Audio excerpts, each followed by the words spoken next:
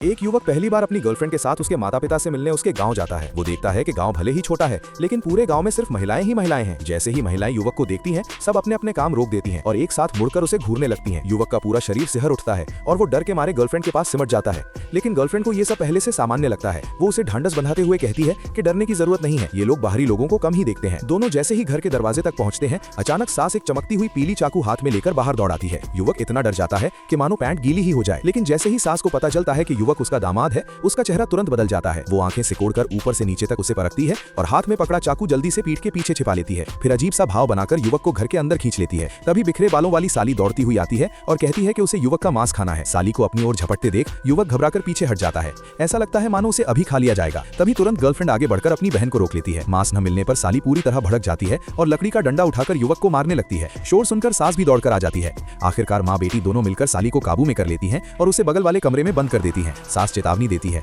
कि अगर उसने फिर खाने पर नजर डाली तो वो पहले उसे ही खत्म कर देगी।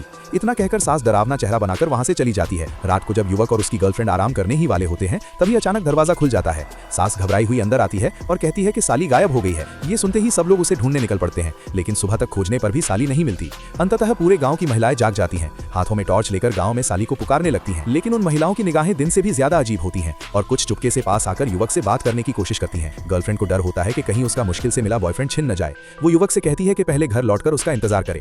युवक मदद के लिए रुकना चाहता है, लेकिन उन सभी महिलाओं के एक जैसे भाव देखकर उसके दिल में डर और बढ़ जाता है। एक पुरुष का इतनी सारी अजीब सी नजर वाली महिलाओं के बीच रहना बहुत खतरनाक लगता है, इसलिए वो गर्लफ्रेंड की बात मानकर वापस कमरे में चला जाता है।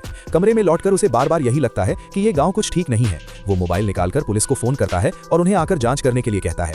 तभी अचानक अलमारी के अंदर से कुछ आवाज आती है, जैसे कोई अंदर हिल डोला हो। युवक सांस रोककर डर के मारे जम जाता है। वो बाहर भाग जाना चाहता है, लेकिन जिज्ञासा उसे सच्चाई जानने से रोक नहीं पाती। वो डर पर काबू पाकर धीरे धीरे अलमारी की ओर बढ़ता है और हाथ बढ़ाकर अलमारी खोल देता है। अंदर का दृश्य देखकर वो बुरी तरह डर जाता है। साली अलमारी के अंदर छिपी हुई होती है।